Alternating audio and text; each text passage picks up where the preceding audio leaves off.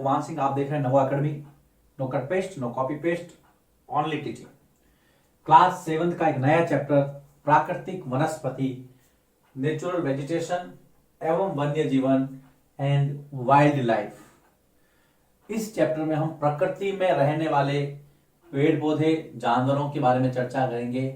कितने प्रकार की वनस्पति है, उनका विभाजन किस प्रकार से किया गया है, बारी बारी से हम इसको समझेंगे। बहुत अच्छा चैप्टर है, छोटा भी है, समझने लायक है। आपके जो बेसिक कंसेप्ट है वो वेजिटेशन की यहाँ से क्लियर हो सकते हैं यदि आपने इसको ढंग से समझा। मैं भी पूरी कोशिश करूंगा कि मैं आपको जो जानकारी है वो सटीक और सही दे पाऊं। चैप्टर की जो शुरुआत है वो हो रही है सलीमा नाम की लड़की से। सलीमा हिमाचल प्रदेश की ओर घूमने जा रही है और वहां पर जैसे जैसे वो आगे बढ़ती है हिमालय के अंदर, उसकी जो चढ़ाई होती है वो चढ़ती है, तब क्या होता है देखिए। तो हम शुरुआत जैसे आप चैप्टर बताया गया है वैसे ही करते हैं। सलीमा घूमने जा रही है मनाली, और मनाली कहां है बेटा? हिमाचल प्रदेश में। चित्र में आपको हिमाचल प्रदेश दिख रहा है, भारत का एक राज्य है, उत्तरी राज्य है, जिसकी सीमाएं उत्तराखंड और कश्मीर से लगती हैं। मनाली हिमाचल की सैर कर रही है। जैसे जैसे वो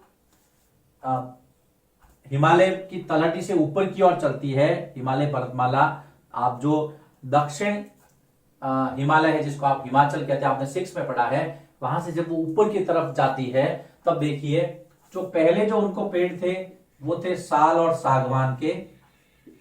साल और सागवान के जो पेड़ थे, अब वो पेड़ धीरे धीरे गायब हो रहे हैं और उसको नए पेड़ शंकु आकार के या शंक्वाकार पेड़ नजर आ रहे हैं।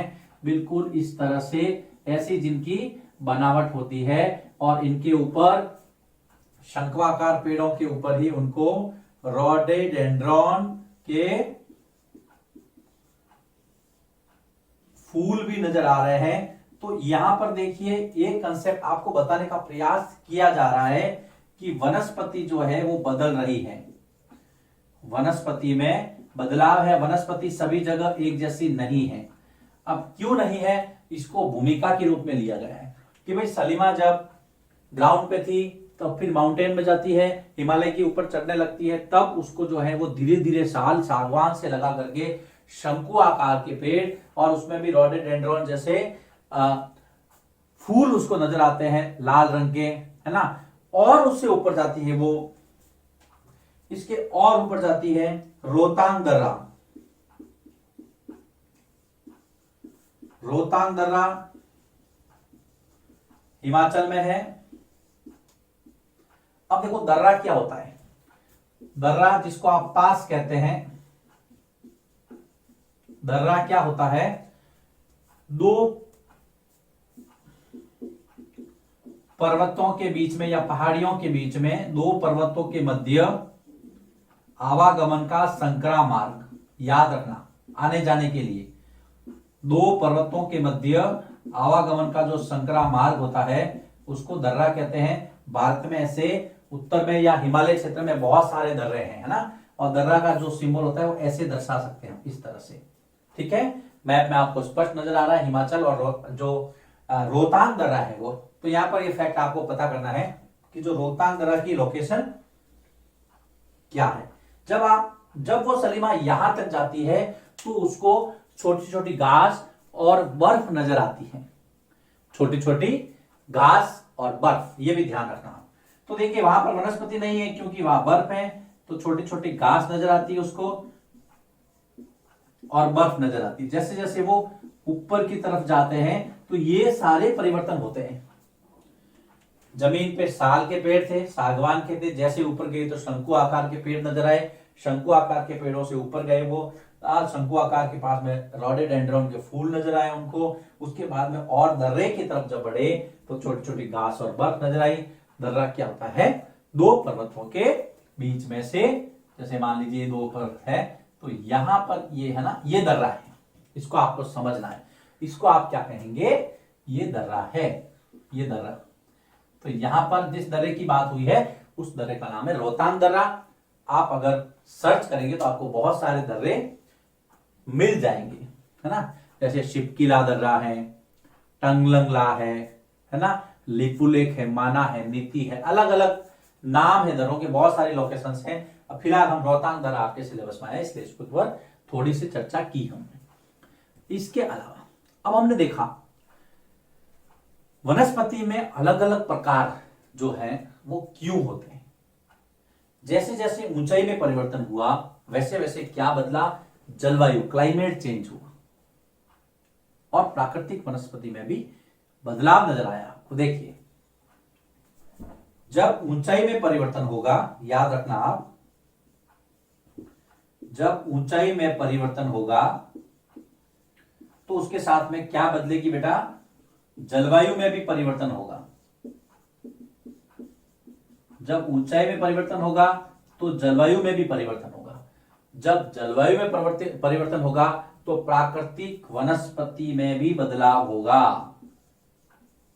प्राकृतिक वनस्पति में भी बदलाव होगा।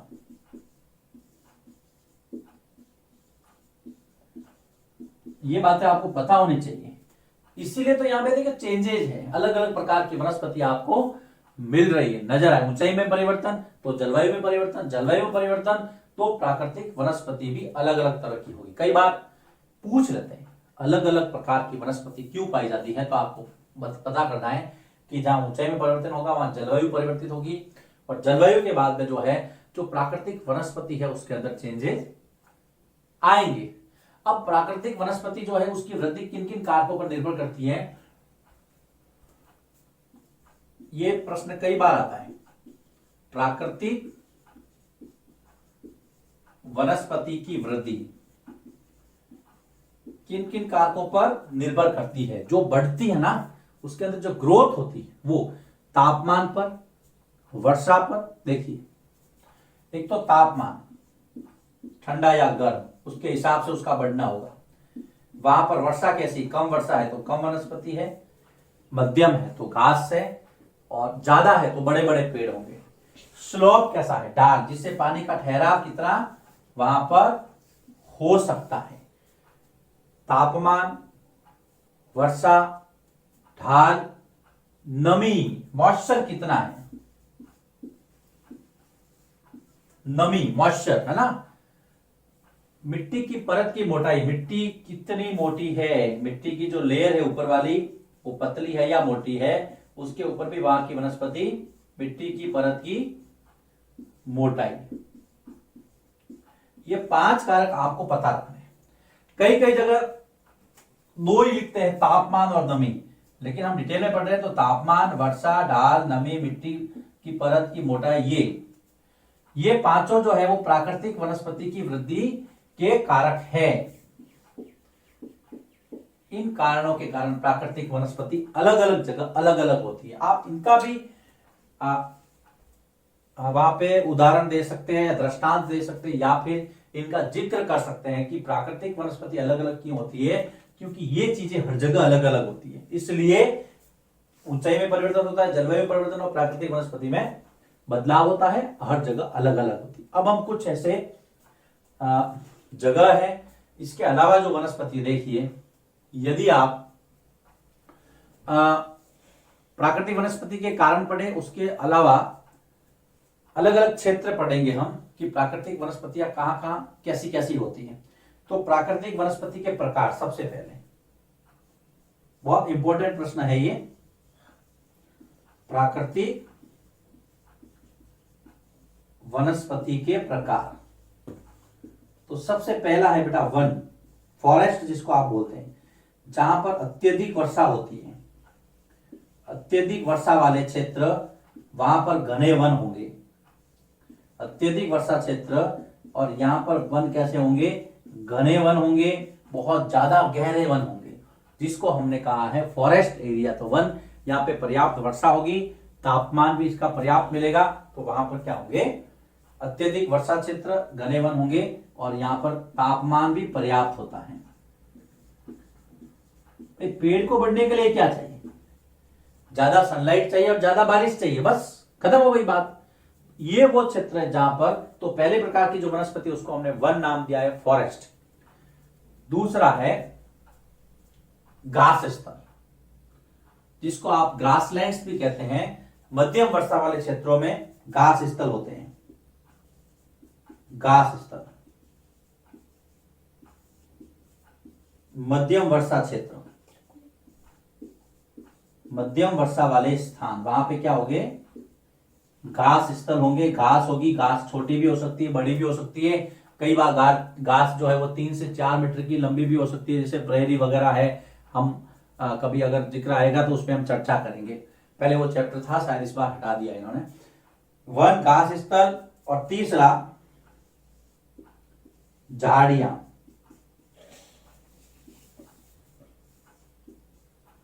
झाड़ियां वहां पे होगी जहां पे वर्षा बिल्कुल ही कम होगी।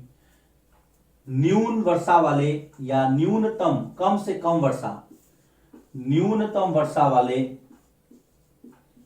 कैसे स्थान, शुष्क अर्थात सूखे स्थान, वहां पर क्या होगी, कंटीली झाड़ियां होगी। राजस्थान, पश्चिमी राजस्थान का जो क्षेत्र है उसके अंदर हम देख सकते हैं। तो देखो बेटा, यहां पर हमने क्या देखा, प्रश्न आता है सीधा सीधा, प्राकृतिक वनस्पति के कितने प्रकार हैं? पहला वन, दूसरा घास स्तर, और तीसरा झाड़ियां। ये 3 नाम आपको लिखने हैं। उसके आगे इसका जो डिस्क्रिप्शन है वो याद रखना है कि जहां पे ज्यादा वर्षा होगी वहां वन है, मध्यम प्रकार की मीडियम रेंज की जो रेनफॉल है वहां पे घास स्तर, ग्रासलैंड्स है।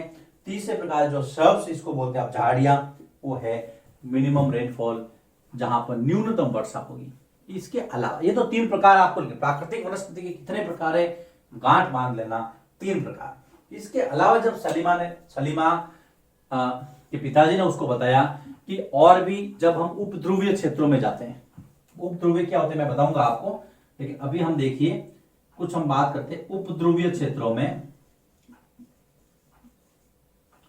अगर आप उपध्रुवीय क्षेत्रों में देखेंगे तो वहां पर आपको शंकुधारी पेड़ नजर आएंगे। शंकुधारी वन इस प्रकार के, तिकोने, शंकुधारी। जब हम शंकुधारी पेड़ पढ़ेंगे ना तब इसके बारे में चर्चा करेंगे, अभी आपको लिस्ट बनानी है। उपध्रुवीय क्षेत्रों में शंकुधारी पेड़ आपको नजर आएंगे। रेगिस्तान के अंदर कांटेदार झाड़ियां होगी, जिसके हमने श्रब्स पढ़े हैं ना, तीसरे प्रकार की। रेगिस्तान में आपको क्या मिलेगी, कांटेदार झाड़ियां, कांटेदार झाड़ियां। और तीसरा जो है इसके अंदर ही उपध्रुवीय शंकुधारी पेड़, रेगिस्तान के अंदर कांटेदार झाड़ियां। तीसरा नम प्रदेश, आर्द्र जहां गीला, जहां बारिश ज्यादा होती है, आर्द्र प्रदेश। आर्द्र प्रदेश में आपको घने वन मिलेंगे। घने उष्ण कटिबंधीय दृढ़ काष्ठ वन भी कह सकते हैं इसको हम, घने उष्ण कटिबंधीय ये क्षेत्र है, हम पढ़ेंगे आगे।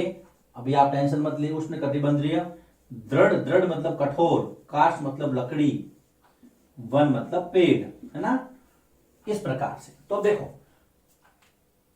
प्राकृतिक वनस्पति के प्रकार तो ये 3 ही लिखना है। इसके अलावा आप ये भी लिस्ट बना सकते हैं कि उपध्रुवीय क्षेत्रों के अंदर शंकुधारी पेड़, रेगिस्तान में कंटेदार झाड़ियां, और जो आर्द्र प्रदेश है उष्ण कटिबंधीय घने दृढ़ काष्ठ वन, ये भी पाए जाते हैं।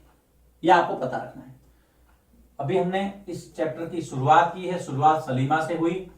प्राकृतिक वनस्पति के प्रकार देखिए, दर्रा क्या होता है ना। शुरुआत में ऐसे पेड़ मिलते हैं आपको, ऊपर जाते हैं शंकुआकार, ये शंकु आकार के हैं, कोणात्मक है ना, इस तरह से। यहाँ पे बर्फ गिरती है तो सीधा नीचे आ जाती है, ये इनकी विशेषता होती है, आगे पढ़ेंगे हम।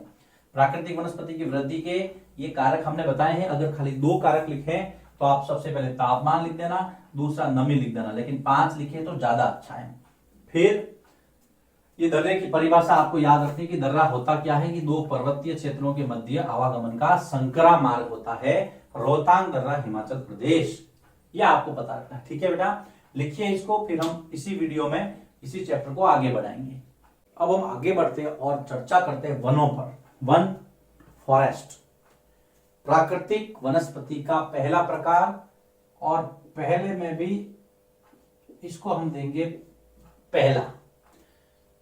वनों के प्रकारों में उष्ण कटिबंधीय सदाबहार वन, जिसको एवरग्रीन फॉरेस्ट भी कहते हैं आप, उसके बारे में हम चर्चा करेंगे।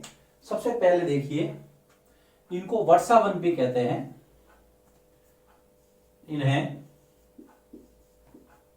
वर्षावन, वर्षावन भी कहते हैं। अब वर्षावन क्यों कहते हैं ये मैं बताऊंगा, क्योंकि जो इनकी जो स्थिति है वो उष्ण कटिबंधीय और जो उष्ण कटिबंधीय क्षेत्र है भूमध्य रेखा उसके आसपास, इनको वर्षावन भी कहते हैं। ये भूमध्य रेखा अर्थात इक्वेटर जो आप 6 में पढ़ चुके हैं, ये है आपकी इक्वेटर 0 डिग्री, 0 डिग्री अक्षांश ये इक्वेटर है जिसको आप भूमध्य रेखा कहते हैं। इक्वेटर इक्वल, जो पृथ्वी को 2 भागों में बांटती है, बराबर भागों में इक्वल है, तो ये भूमध्य रेखा तथा उष्ण कटिबंधीय क्षेत्र में पाए जाते हैं। देखिए कटिबंध का मतलब होता है क्षेत्र, उष्ण कटिबंध क्षेत्र में पाए जाते हैं। उष्ण मतलब जहां पे गर्मी है, और आपको पता है बेटा कि भूमध्य रेखा का जो ये है, सूर्य की गर्मी देखो यहां पर सबसे ज्यादा पड़ती है, ये जो एरिया है ना, ये वाला, तो ये जो क्षेत्र है जो मैंने यहां पर इस तरह से कर्व किया है, ये उष्ण कटिबंधीय क्षेत्र है, 10 डिग्री उत्तर से 10 डिग्री दक्षिण। यहां पर ये जो वन है वो ज्यादा पाए जाते हैं, क्योंकि यहां पर देखिए वर्षा, वर्ष भर और जो तापमान है वो भी अच्छा रहता है। और पेड़ पौधों को पलने के लिए 2 चीजें चाहिए, भरपूर मात्रा में वर्षा हो, तापमान, सूर्य का प्रकाश भी मिले। तो भूमध्य रेखा और उष्ण कटिबंधीय क्षेत्रों में पाए जाते हैं। ये गर्म क्षेत्र है और यहां पर वर्ष भर बारिश होती है। ये गर्म क्षेत्र है क्योंकि सूर्य का ताप ज्यादा है, आपको पता है सूर्य की गर्मी ज्यादा पड़ती है, ये गर्म क्षेत्र है तथा यहां वर्ष पर्यंत अर्थात वर्ष तक, वर्ष पर्यंत, वर्ष भर बारिश होती है। तो पानी भी ज्यादा है, धूप भी ज्यादा है, तो डेवलपमेंट क्यों नहीं हो, इसलिए यहाँ के जो वन क्षेत्र है ना, इस क्षेत्र के बहुत हरे भरे हैं। कभी भी यहां पर मौसम शुष्क नहीं रहता, यहां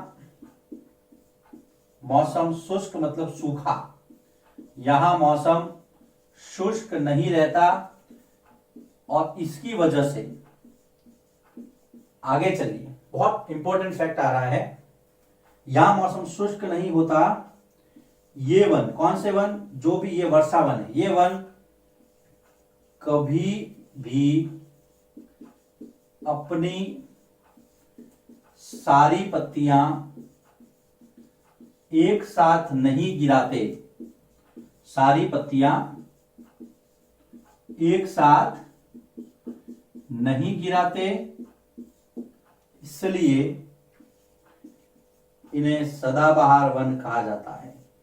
बहुत बार प्रश्न आता है कि इनको सदाबहार, सदा मतलब हमेशा, बहार मतलब हरे भरे, इसलिए इन्हें सदाबहार वन कहते हैं। इस चीज को आपको ध्यान में रखना है। एवरग्रीन फॉरेस्ट क्यों कहते हैं इनको, क्योंकि यहाँ पे मौसम शुष्क नहीं रहता, वर्षा ज्यादा होती है, तापमान भी अच्छा है, तो ये जो पत्तियां कभी भी एक साथ नहीं, एक पेड़ के ऊपर बहुत सारी पत्तियां होती हैं, अनगिनत पत्ते होती हैं, इनको आप गिन नहीं सकते।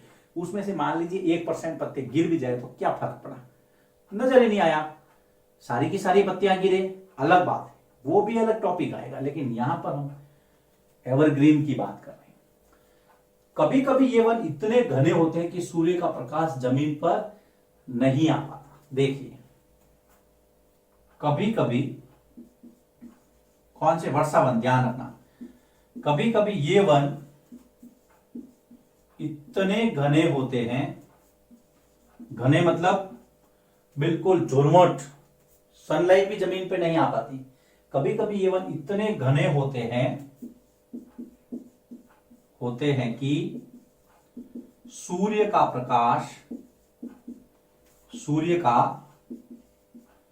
प्रकाश भी जमीन पर नहीं आ पाता। ये आप ध्यान में रखेंगे। आगे चलते हैं, हम पढ़ रहे हैं सदाबहार वन, उष्ण कटिबंधीय सदाबहार वन। याद रखना, बहुत अच्छा टॉपिक है, एग्जाम में आता है, जगह बनाता है।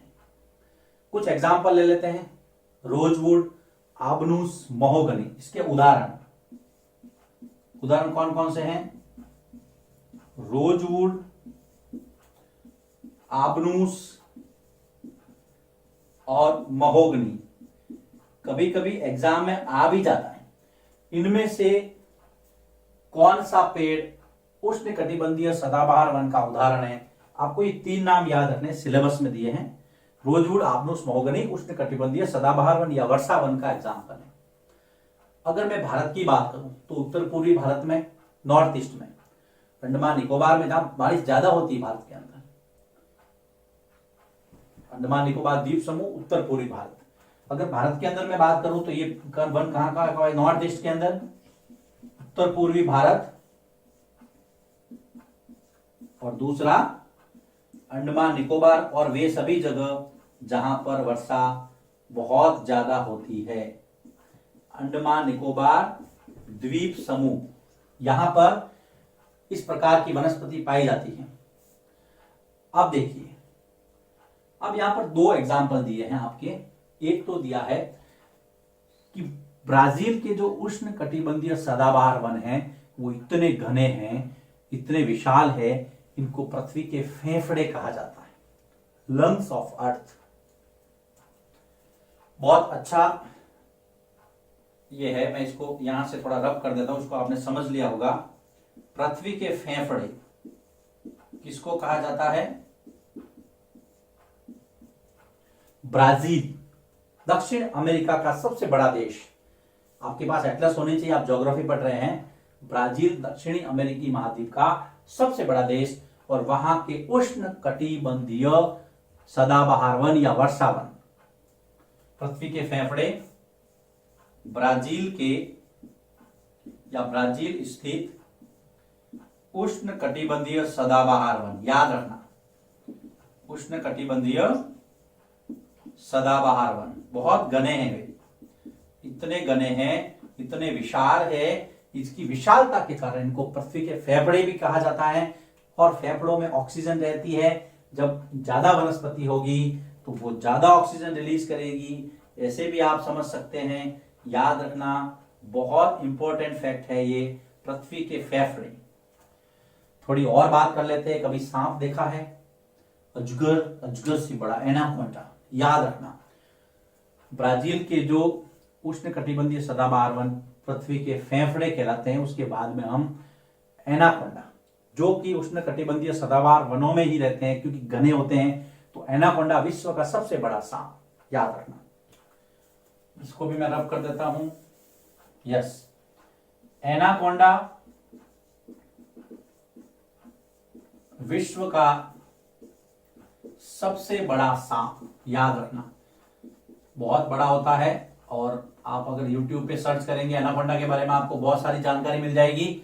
उष्ण कटिबंधीय सदाबहार वनों में रहता है, बहुत बड़ा होता है, मगर जैसे बड़े जानवर को भी खा सकता है, याद रखना। मगरमच्छ जो होता है ना, मगर को भी खा सकता है, आपको भी खा सकता है। चलिए, कोई बात नहीं। ये है बेटा यहां पे सबसे पहला उष्ण कटिबंधीय सदाबहार वन, एवरग्रीन फॉरेस्ट। इनको हम वर्षा वन भी कहते हैं क्योंकि बारिश ज्यादा होती है, वहां पर ये पनपते हैं।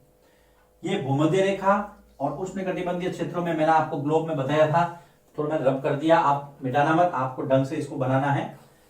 ये गर्म क्षेत्र होते हैं, यहाँ पूरे साल भर बारिश होती है, ध्यान रखना, इसलिए यहाँ का मौसम कभी सूखा शुष्क नहीं रहता है।